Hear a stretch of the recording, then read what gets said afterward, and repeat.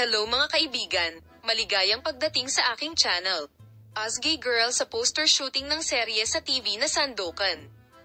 Bago lumipat sa aming video, huwag kalimutang mag-subscribe sa aking channel at ibahagi ang aking video. Nag-star si Asgay Girl sa seryeng Sandokan.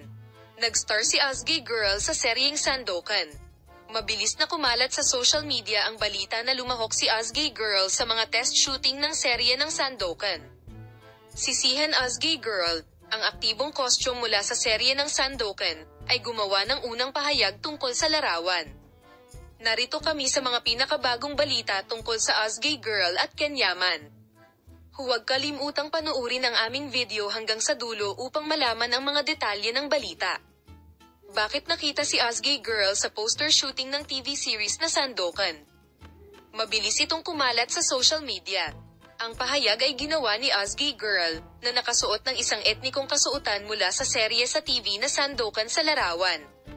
Nagsimula na ang countdown para sa Sandokan TV series na hinihintay ng lahat ng may paghanga.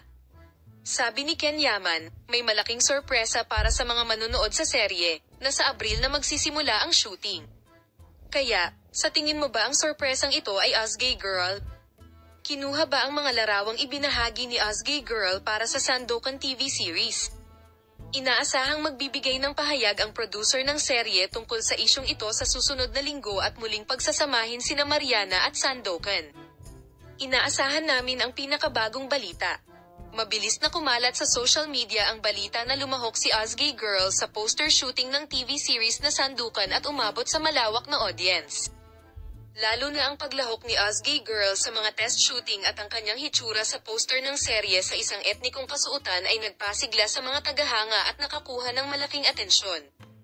Ngunit bago magpatuloy sa balitang ito, tingnan natin ang ilang detalye tungkol sa paglalakbay ng sikat na aktor na si Ibrahim Celepcol sa Roma.